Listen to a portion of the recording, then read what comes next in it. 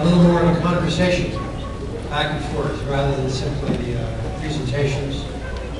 There will be an opportunity for questions, but we're very fortunate to have three very distinguished persons who have recently been in the area, who are very close to the political situation on the left side. So I thought we would have Phil Wilcox, who also just been in the area, introduce the two speakers, and then lead the conversation. That he would then comment on their comments, and in due course we would invite questions from all of you. So I'll turn it over now to Phil, who, as you know, is the president of the Foundation for Middle East Peace. Thank you, Warren, and thanks for inviting me. I have known Church for Middle East Peace and the terrific work that it's doing for 25 years. And I often cite the work of all of you and your colleagues as an example of the kind of citizen advocacy that can make a difference. This morning we're going to talk about citizen advocacy. We're going to talk about the situation there. We're lucky to have two very experienced and distinguished commentators. On my far right is Dr. Ziad Asali. Ziad is a medical doctor by profession from Cleveland. He is a Jerusalemite, graduate of the American University of Beirut. He has had a long career in the medical profession and in civic life, and he is a leading spokesman of the Palestinian American community in this country. Ziad has broken new ground in his approach to this conflict, which, as you know, is often characterized by shrill partisanship, polemics, and unwillingness or inability to recognize the complexity of the conflict and the fact that there are many interests involved. And Ziad has worked hard and effectively, I believe, through his new organization. It's not so new now, it must be 4 or 5 years old, the American Task Force for Palestine, pressing for what must be the only solution to this terrible conflict. That is, two states in which Israelis and Palestinians can fulfill their most fundamental needs and live together in peace. I say that's a new direction because it is, until recently, one did not hear about accommodation and compromise from people in the organizations which have presented themselves as spokesmen in this conflict. Now they do, and they are increasingly drawn to the notion that without cooperation from all communities, without cooperation between Jewish Americans, Christian Americans, and Muslim and Arab Americans, that is not going to happen. So delighted that you're here, Ziad. On Ziad's left is Ori Nir. Ori was born in Israel. He's a graduate of the Hebrew University. He is a distinguished journalist who has served in many roles. He was the Washington correspondent for Haaretz, the leading Israeli daily, which is the source of enlightened reporting and analysis for many, many Americans. I refer to the Haaretz website daily. Ori also was a reporter for the famous American Jewish weekly, The Forward, another wonderful source of information and analysis. Ori is a sought-after commentator and an analyst on Middle East issues broadly, but especially the Israeli-Palestinian conflict. So I'm going to ask Ori to start, to say whatever he wishes to say. Then Ziad will comment, and then we can have a kind of conversation. Ori?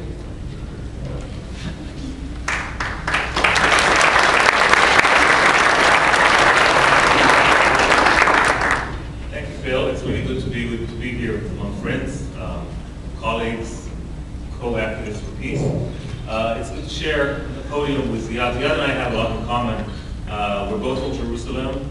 Ziad's a doctor. I go to the doctor. But seriously, we do, our two organizations actually do a lot of things together. And we just started a while ago a new program of internship. This is a joint internship that we do. Interns work for both of our organizations at the same time, half the week with us, half the week with ATSB.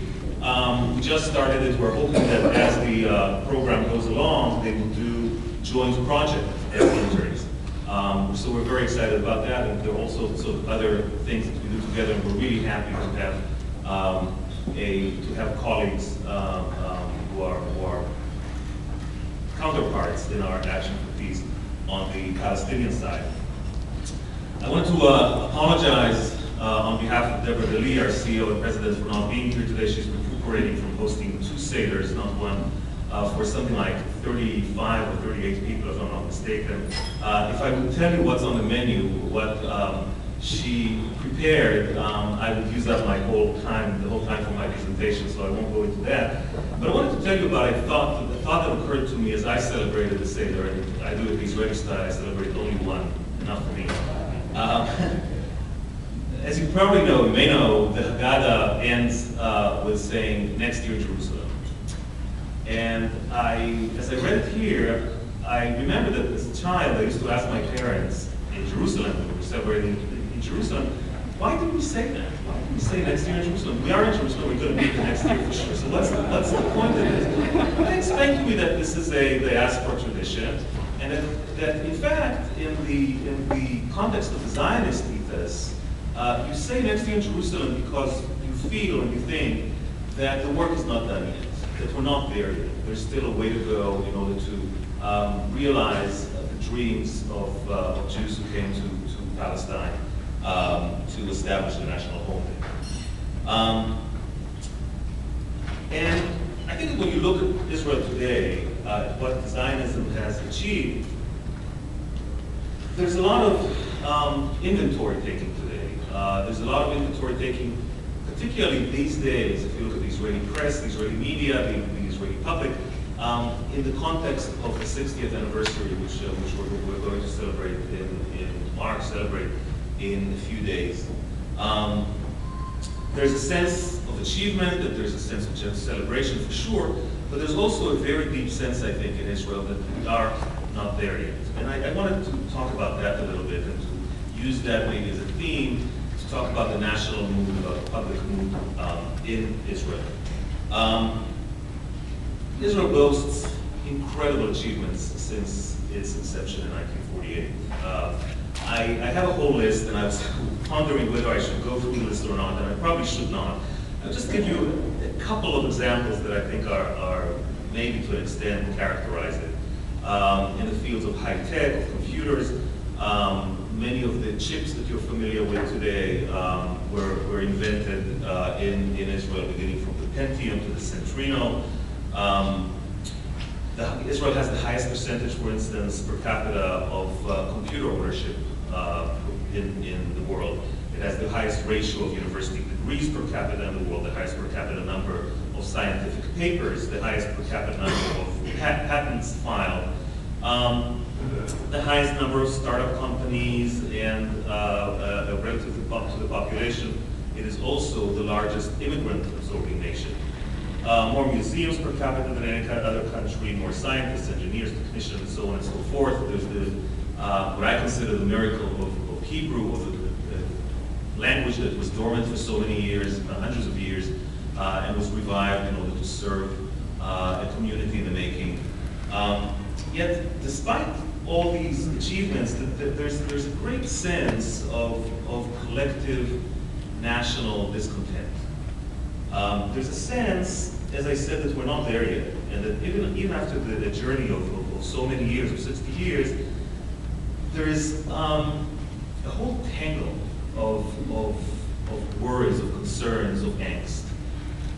There's a terrible frustration, for instance, with the leadership, with the fact that you have a weak leader at the moment, surrounded by other weak politicians, and two recycled, failed, at least in the eyes of most of the Israeli public, failed prime ministers, former prime ministers, jockeying for premiership after Olmert, after Prime Minister Olmert. So, former Prime Minister Barak and Netanyahu, who are now the contenders. You have a sense of frustration with the political process as a whole, with the failure of the political process to bring about change, to elicit change, which is a very important, I think, kind of mega trend, if you will, in Israeli public affairs. It is fed, this appointment with the political process is fed not only by the various conflicts that Israel is in, Palestinian, or the conflict with the Palestinians rather, the Lebanon war of 06, but also by corruption, by political corruption, which Israel is unfortunately plagued by. There's a sense that Israel is still under existential threat. That's something that's very important to understand, and I think it's very important to really internalize when you look today at Israel's conduct, both vis-a-vis the Arab and Muslim world, and even vis-a-vis the Palestinians. The Israeli psyche, I think, is to a large extent impacted by this sense of existential threat. And it's a threat that is growing as the country goes on and matures, rather than diminishing. And it doesn't only stem from the Iranian threat, which is maybe the almost obvious existential threat, but also by demographics. And not only by, I should say, not only by Arab demographics, but also by other non-Zionist demographics, such as the ultra-Orthodox, the growing portion of the ultra-Orthodox population within Israeli society. There's a recognition in Israel that it is still plagued by conflict, and that the conflict with the Palestinians, when I say the conflict, I have to say with the Palestinians, is really far from being resolved. I think that furthermore, there's a painful recognition of a certain dissonance. The more the peace process, which Todd talked about earlier, the more the peace process proceeds, the clearer is the distance between the vision of what's at the end of that peace process, at the end of the road, peace, and the situation on the ground. But also, and maybe that would lead me to what I would like to conclude with, which is some ray of hope. The more time goes by, the clearer it becomes, I think, to Israelis how existential is not only the threat, but how existential, therefore, is the solution, which is the need to go to get rid of the West Bank if Israel wants to secure itself as a Jewish and democratic state. So, as I said, I think that really is where hope lies. In other words, despite all of the above, there are, first of all, serious negotiations going on now between Israeli and Palestinian officials behind closed doors on all of the core issues, all of the final status issues. Negotiations that may well elicit at some point a shelf agreement, maybe even by the end of the year, which is the goal of the Annapolis process. This concept of shelf agreement is problematic, but it also, again, I think, to an extent, it has a silver lining, or it folds a certain view of hope. And finally, my hope stems from what I see as a growing recognition within the Israeli public that we're not there yet. That time is not in Israel's favor, is not working for Israel. That the vision of realizing the Zionist dream of a secure, free, just, democratic, peaceful Jewish state really does necessitate, is a necessary condition, a historic compromise, including, I should say, a compromise over Jerusalem. So my hope, I would say, stems from perhaps Israelis internalizing gradually that maybe we should change the adage at the end of the Haggadah from next year in Jerusalem to next year in a shared Jerusalem. I'll end here and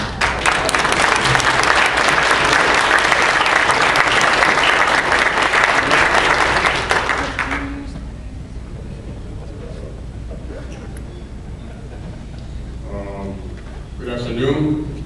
I want to start out by thanking Ori and Churches for the Middle East Peace, who have done a tremendous amount of work over the years and have been very helpful in trying to chart the way to reason and rationality.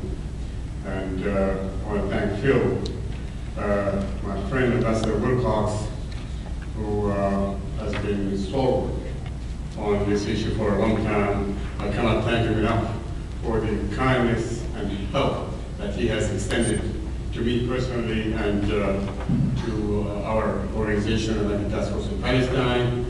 And thank you for dinner last week in Jerusalem. And I also want to compliment and thank my friend Ori, who has not wavered throughout all these positions that he held.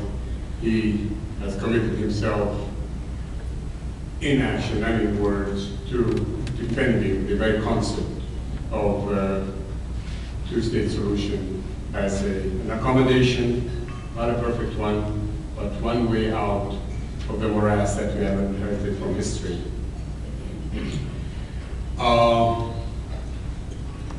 There's a lot to say, and there will never be enough time to say what you need to say.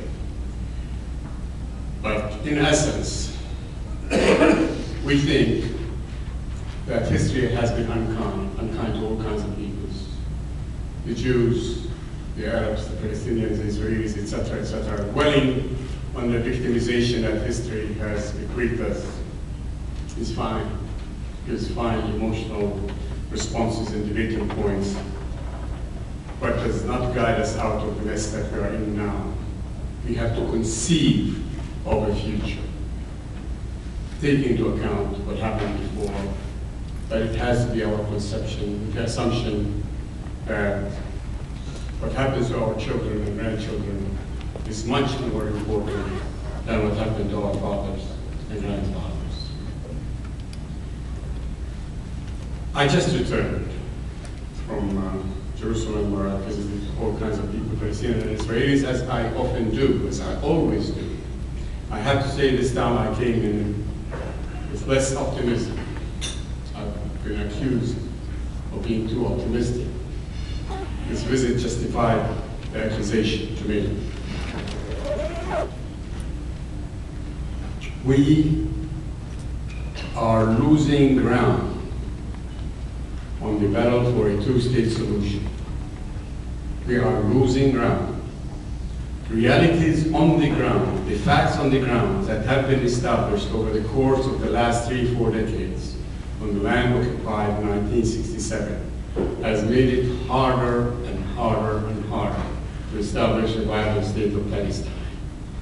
The dysfunctional Israeli system at the present time, the dysfunctional political system that governs Israel at the moment, makes it very hard to translate the understandings and the utterances of each and every Israeli leader when you talk to them in person and in private, from the need, the strategic need to bypass the strategic impasse that Israel finds itself in now, an existential threat that can only be served by establishing a state of Palestine. The state of Malays, the next year in Jerusalem, largely. The incomplete job, simple, Ori, as you know. The Palestinians were dispossessed in 48. And that wound in their psyche gives them both the reason to be victims and capitalize on the victimhood and with all the good and the bad that comes with it. But it also gives them the legitimacy now that they transform themselves. And we should all be proud of that transformation. from refugees and dispossessed people to a people, a nation deserving of a state of its own. That Palestinian identity is the one that can eventually end the malaise of the Israeli people and give them the legitimacy that they do not have at the moment. That this is ours and that is yours. It's not Ahmadinejad or the Saudis or anybody else who is going to sign the final document of accommodation and reconciliation and compromise. It's going to be the Palestinians. And it's going to be Palestinian legitimate leaders, not pretenders. And it's going to have the legitimacy of international recognition. And then that will end the conflict. The reason I came back to discourage this time is that my enhanced knowledge of the negotiations that are so secret and fantastic, and 3 levels, one Olmert and Abu Mazen, the other is with Abu Ala and Tzidi, and then the third one is the real one between everybody and everybody else. None of it is conflict ending. None of it is conceiving of a conflict ending agreement in the year 2008, as so many people have pushed, hoped, and claimed. It's patching up things because the dysfunctionality of the Israeli system matches now, or perhaps exceeds, the dysfunctionality of the Palestinian system, which we have gotten used to in the past. Grown-ups have not exactly acted as grown-ups in managing this system. That's including us, the US of A. What we can hope for now, and let me move from abstractions to some things that you want to sink your teeth into maybe. I have an op-ed actually in the Washington Times that Omar might just make available to that just appeared today, so fresh off the oven about my trip. A conflict ending agreement is not going to happen. Some agreement may happen, shelf or otherwise. But the realities on the ground have to be reversed. They must be reversed if any agreement ever is going to salvage the two-state solution. Otherwise, we will have all conceded, by design or by default, the grounds to extremist elements who have divine claims that they will not relinquish on both sides. It will be a God-to-God fight that we mortals cannot handle. But those guys fight it to the finish. But those of us who are mortals, and happy to be so, want to end this conflict. If the settlements keep on growing, if the checkpoints keep on moving around, if the economy keeps on being in shambles, if the security of the Palestinians, meaning safety, law and order existence, goes on being so terrible, there is no agreement that is going to reverse this and deliver a viable state. So what this administration has left the next 8 months is a chance to improve things on the ground on all these 3 levels, 4 levels. Improve the economy, improve the security situation, improve the mobility and access issues, improve them. This is human, this can be reversed by human, and it is in Israel's interest to do so. And Israel has to be confronted publicly and privately that this is foolish, what is happening now. The continuation of the assumptions of what happened in 1948 and 67 cannot carry on with the existential threat that comes to Israel from a region that is hostile. The way out is to improve the situation for the Palestinians in their way to a state. Okay? And the Palestinians must learn it. It's not going to happen to them. They have to be part of the international community. They have to accept the rules of the game as defined. They cannot redefine the game simply because they're too weak. Even if they're too strong, they cannot redefine the game of the international community. There has to be an acceptance in the principle of a two-state solution and accepting the obligations and not force the issue by militant means, as is true in the case of Israel. Israel cannot have a military solution either. So these are the highlights. Specifically now, to the question of Gaza, which is really on the mind of everybody with Hamas takeover, the crossings have to be retaken. There was an agreement in 2005 that Condi Rice spent a long time actually personally negotiating, and it is an agreement that has to be put back into effect instantly. The PA, the Palestinian Authority, must reclaim authority on the crossings and to lift the siege on the people of Gaza. They haven't done much wrong. The people of Gaza are just people like you and me. Only they don't have electricity, and they don't have fuel, and they don't have food, and they don't have water, all kinds of things through no fault of their own. This siege must be lifted, and it can't be lifted only by having the Palestinian Authority reclaim the crossings with European presence and monitoring, and deny Hamas that ability to open the crossings and deny Israel the excuse of continuing the siege. This has to happen soon. If this doesn't happen, and if it's possible that it will not, something else will happen. Terrible, tragic continuation of the same theme. I could not find heart to tell you any optimistic story in myself. I'm telling you the story as I see it. All of us can do something to salvage what we can in the coming few months. Thank you very much.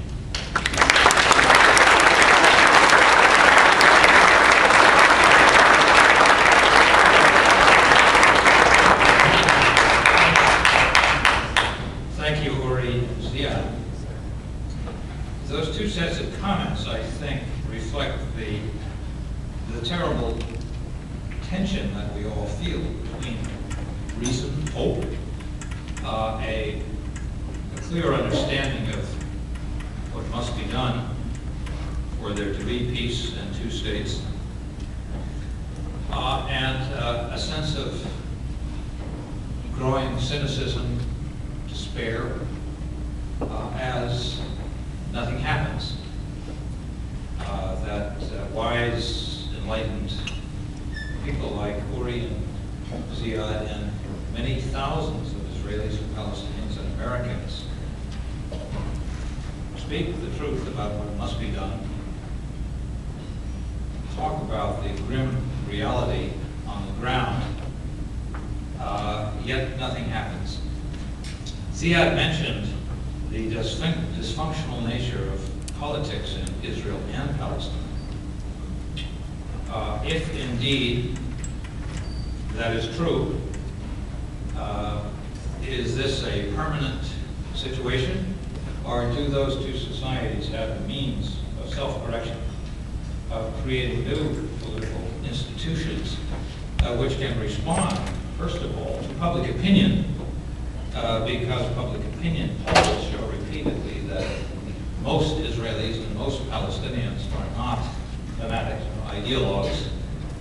They understand increasingly that they are doomed unless they can break themselves apart from this deadly embrace, create two states, and unless this vast and seemingly inexorable settlement and occupation machine is reversed. Can they do it themselves? And if they can't, is it possible for external influence, persuasion, yes, pressure, but sympathy and understanding as well, change that dynamic and bring about a major change in public opinion in Israel and Palestine that replaces hatred, fear, and despair with hope and support for the change that's desperately needed. I don't know the answer to that. I think none of us are willing to give up on the latter.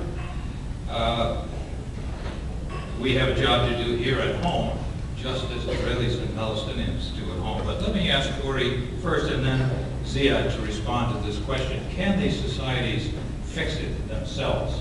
Do they have it within their means to reverse this appalling spiral toward mutual self-destruction? If they can't do it alone, can a strong, helpful embrace from the United States with sustained and wise American leadership supported by the international community to make the difference? If these are broken societies with broken institutions, can any amount of external influence change this, or can it? Ori, could you respond to that? And then later let's talk about what we as Americans can do, what more we can do. Well, I'm going to answer with conveniently saying both. In other words, I think, yes, Israeli society is capable and must correct it. And that is the assumption, by the way, thank you for the sake of people really just I want to feel that I have eye contact with everyone, so I'm going to here. The assumption of peace now, of our sister organization in Israel, is that it must come from Israeli society. It's a grassroots organization that tries to impact and influence the society rather than to lobby the government. So it definitely has to come from the public, and one of the things that I'm most worried about, most concerned about, and I maybe should have woven it into my opening remarks somehow, is that this concern that I expressed here earlier, that I feel very strongly and that I live every day, unfortunately is not something that most Israelis share at the moment, at least not actively. Maybe they have it somewhere in the back of their mind, but it's not something that Israelis are concerned about. I shared this story with some of my colleagues, some of you may have heard it, but I just came back recently from sitting Shiva with my sister who lost her husband about a month and a half, 2 months ago or so. Shiva, if you're familiar with the Jewish custom, you sit for 7 days, you sit in a living room. This was a living room of a middle-class family in Israel. Hundreds of people came in, hundreds of conversations went on in the living room. Not even one conversation was about the Arab-Israeli conflict, the Israeli-Palestinian conflict. People spoke about everything, and the idea is actually to talk about the mundane and not about grief and so on, the idea to sort of distract you from the grief. Not one conversation was about the conflict. That's something that I'm very concerned about. However, I think if there is, I have to use this kind of analogy. Todd was here earlier, said that the parties can do it if the I'm paraphrasing, if the United States supplies them with the umbrella. I think that the United States has to do more, and maybe the Israeli and Palestinian leaderships have to do more. First of all, people have to realize that it's raining. Before the umbrella is taken out, people have to realize that it's raining. And the U.S. administration does have a responsibility to be a rainmaker, to actually make it rain. And only after it starts raining and people understand that they have to do something about it, only then would it be appropriate, would it be necessary, would it be the right thing, of course, but to take out the umbrella and to help the parties. But as long as it's not raining, what is the incentive? What is the incentive for the Israeli government to actually enforce the beautiful things, absolutely beautiful things, that Prime Minister Olmert says about the settlements, and that his Prime Minister says about, his Foreign Minister says about settlements? There has to be something, there has to be some kind of incentive there for people to actually take action. So going back to your question, Phil, it has to be both. It has to be both some kind of action taken by leaderships, and I'm talking about both Israeli, Palestinian on the Palestinian side, and very much so American leadership as well. But it has to be the kind of action by leadership that would impact and somehow mobilize the publics in order for there to be the public support and even pressure going back to the leaderships to take further action and pursue a responsible peace process.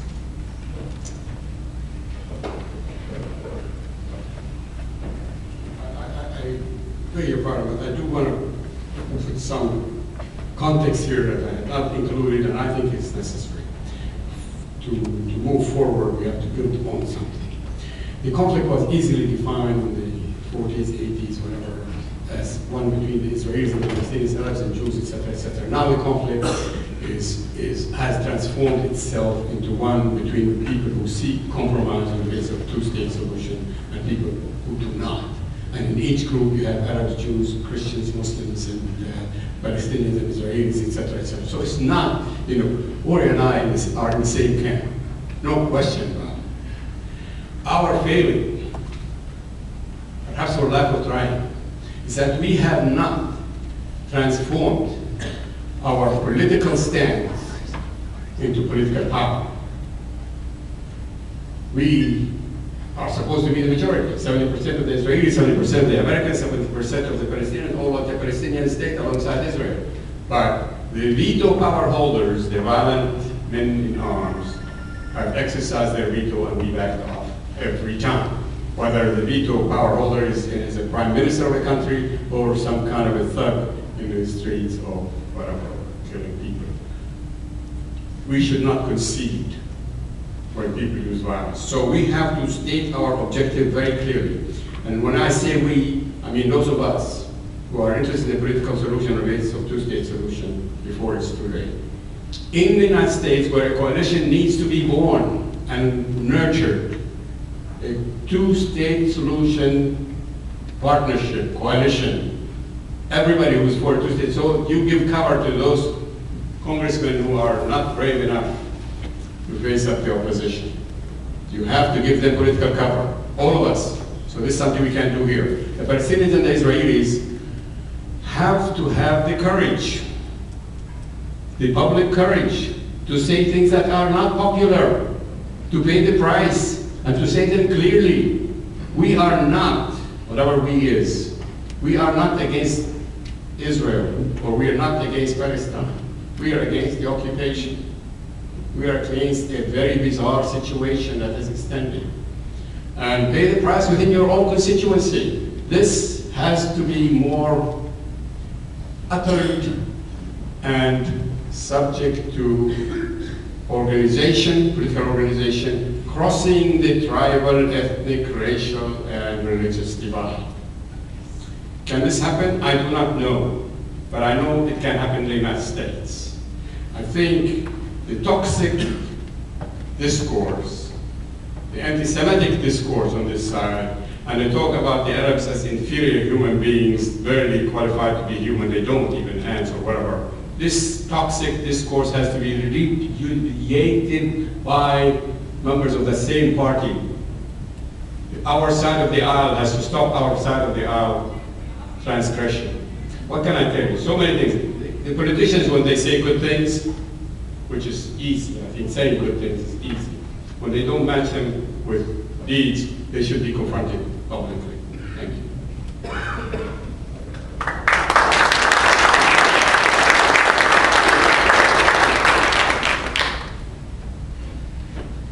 I'd like to ask Ori and Ziad to talk some more about advocacy. All of you are advocates. You have supported an organization that has a very systematic and refined way of reaching out to Christians around the country in support of a just peace between Israel and Palestine. And you found the right balance. I say the right one because it's the only one that will work between between the equities of both sides to this conflict, and realizing that there is a middle ground wherein lies the solution. You are one of many advocacy organizations. Ori's Americans for Peace Now has been a pioneer in the American Jewish community in promoting a just peace, a two-state solution in the interests of the future of Israel and in the interests of their neighbors, the Palestinians. Ziad's organization pursues the same approach. Here are three major groups that are working hard. And there are scores of other lesser known, indeed hundreds, of local American advocacy groups that are pulling more or less in the same direction. We read in the press last week that a new American Jewish group called the J Street Project has been organized both to provide advocacy, work with the executive and legislative branch, and funds that would support political candidates who want to do the right thing but who may feel constrained. I'd like the two of you to talk some more about your experience with the grassroots in this country in your two communities, the prospects for empowering the silent majority, which I think exists in this country, for peace, for two states, but which has not yet coalesced into a powerful center of gravity that could move our leadership if it doesn't take the initiative itself. Even if it does take the initiative one of these days, it will be a lot easier for it to do so if it realizes there is a vast constituency of Americans who support real American leadership. So what more can we do?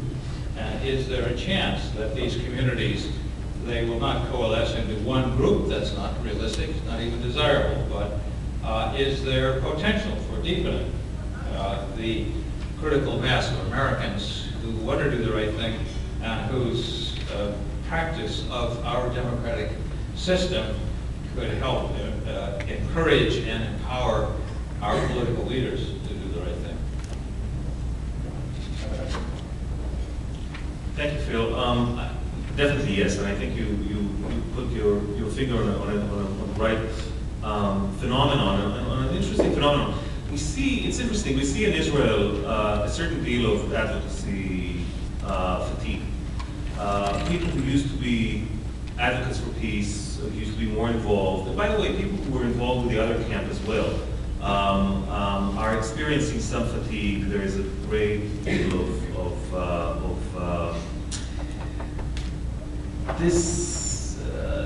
people are disenchanted and disappointed with their ability to impact the public arena. Here it's different. Here we find that the situation is different. There isn't that kind of fatigue. There's actually a great deal of enthusiasm that I'm finding when I'm out there talking to supporters of Peace Now, Americans for Peace Now, across the nation, in terms of our communication with our constituency in the U.S. There's a great deal of excitement and a great deal of will to try to do something. I don't really know you can speculate about what the reason for that is, but we really feel that there is a great deal of energy there, and I think that if you're asking what could be done more, what could be done to deepen that, I would say two main directions. One direction would be this coalescing, this building of coalitions across the lines, Jewish Americans and Arab Americans, Jews and Muslims and Christians, all people in all communities who feel strongly about this issue and who want to contribute to advancing peace in the Middle East. The other direction, which I think is becoming more and more needed, direly needed, is political action. Is actual political action of the kind that we saw in this J Street project that was just formed. The kind of activity that would supplement and complement what we're doing in terms of advocacy, of public advocacy, the directed political action in order to try to impact politicians and to show them that the voices of how would I put it? The voices that are not the voices of political pragmatism are not the dominant voices in the Middle East related community in the United States. That we're not dogmatic, that people who care about the Middle East in the United States, for the most part, are not dogmatic, but actually pragmatic, and would like to see a pragmatic solution. And would like to see that solution coming from the United States, from the US government.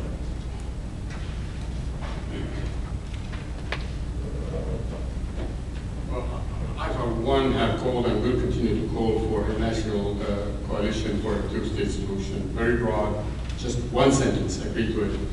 You know, people, strange bedfellows from whatever background can join just that one coalition. It takes a lot of work and a lot of money and a lot of effort and coalescing, and we'll see what happens to it.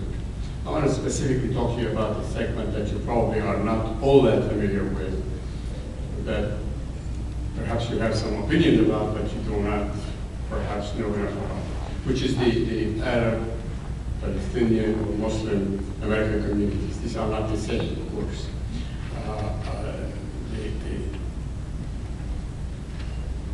These are people who have started immigrating to this country perhaps 3, 4 generations back, a little longer, but they're not quite deeply rooted in this country as everybody else.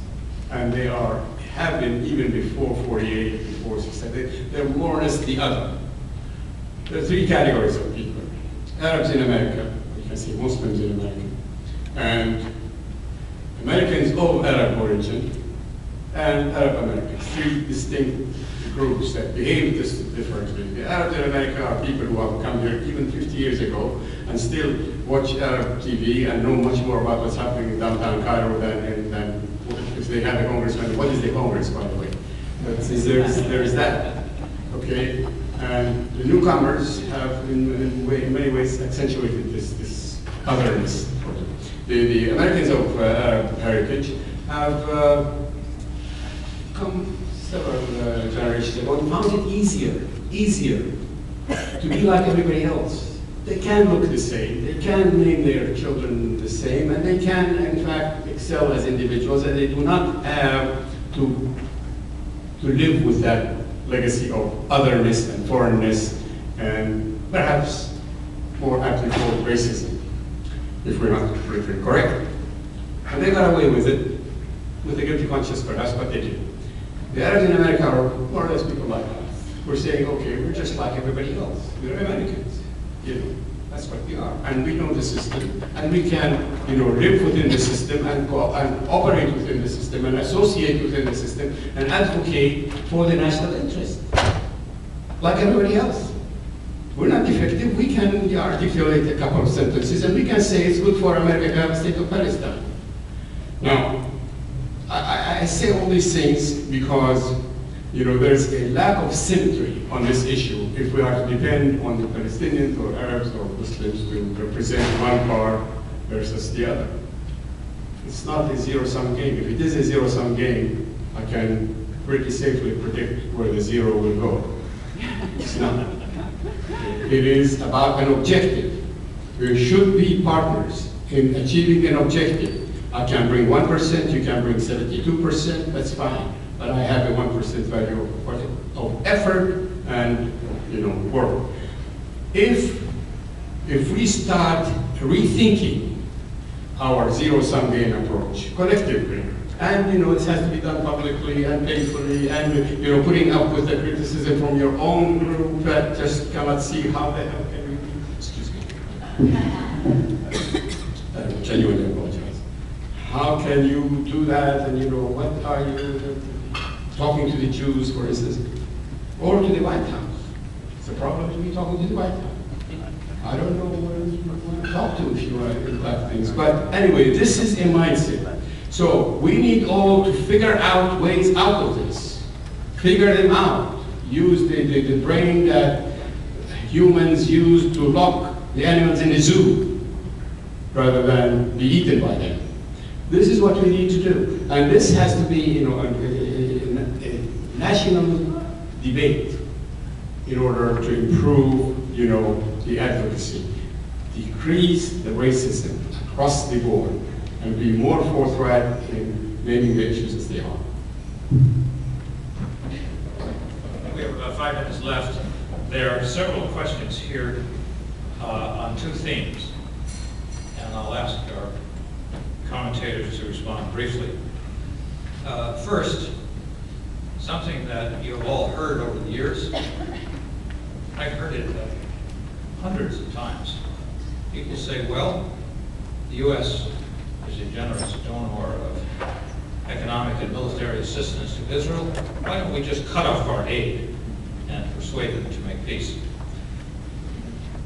One also hears increasingly these days that it's too late, that the process of occupation and settlement has gone to such an extent that it is irreversible, and that now there is de facto one Jewish Arab state in the former mandate territory of Palestine.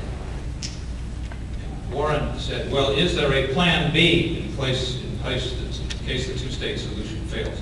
And many people say, yes, there is. It's one democratic secular state in which the two communities can fulfill their religious, cultural identities and aspirations living side by side in one secular democratic state. I volunteer my own view that the latter is a fantasy, that neither Israelis nor Palestinians want one state, both of them having lived next to each other in this terrible conflict that continues to rage for decades, realize that to abandon the search for two states, opt for one state, will mean another century of terrible conflict. That's my view. There may be others. Let's ask Ori and Ziad. If people think that it's too late or too hard to get a two-state solution, let them try to have a one-state solution.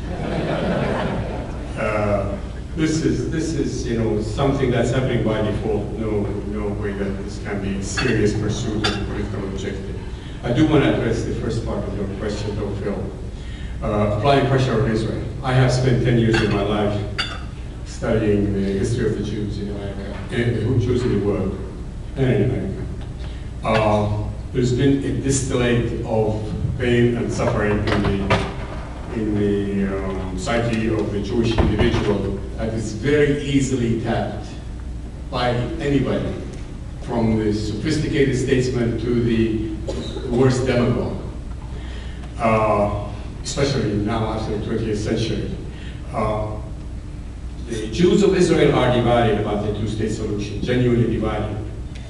We need partners for our quest for a two-state solution, and the Jewish partners in Israel and in the United States are the natural partners in this, for those of us who are on this side of the aisle want a two-state solution. So any pressure on Israel per se, any attack on the psychology or the practical aspects of Jewishness, Zionism, that can be felt or perceived as anti-Semitic will absolutely be counterproductive. That is my own analysis, my truthful analysis. There is a way to communicate with the Jewish people. But the pressure that is always, when will they pressure? Why? Why can't we just, as friends of Israel, approach this thing as, it's in our national interest, and it's in your national interest. And when we're friends, we can say anything. We can talk about anything. But I'll cut off your head if you don't do it. Well, it's just simply not going to make it easier. But explain to them, where are you going with this? And eventually the United States, people in the United States will get tired of this. What will happen to Israel if the United States gets tired of this? These kinds of arguments are much more useful than threats. Thank you, Ziad. I could have said it better myself. I want to talk about the issue of a one-state solution, the Plan B, and all that. I think that the whole conversation about this issue is somewhat is dealt with in the wrong terms. A one state is not a solution. A one state is as I see it, a prescription for perpetual war. The Jewish national movement will not be satisfied with less than a state, an independent state. And the Palestinian national movement will not be satisfied with less than an independent state. Those are two national movements that want to have their statehood.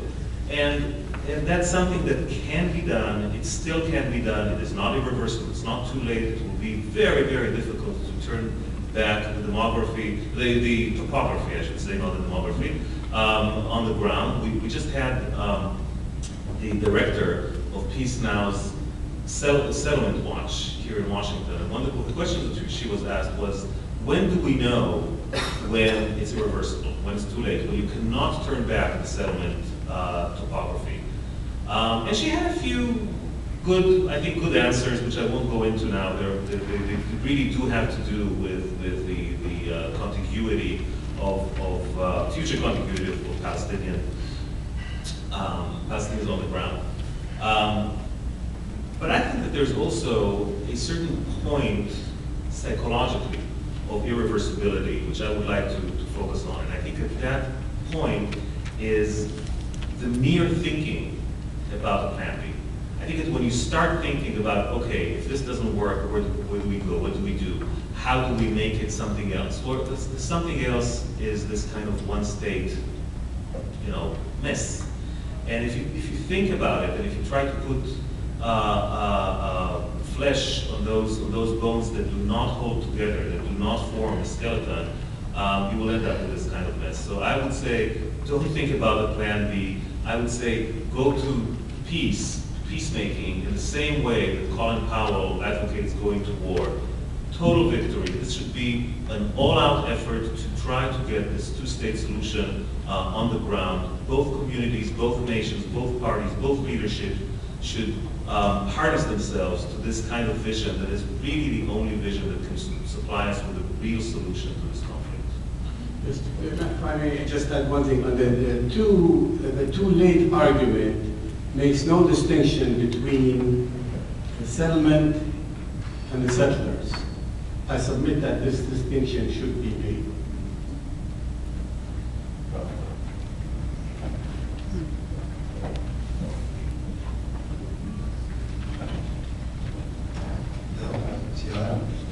Thank you very much. Our plenary is finished.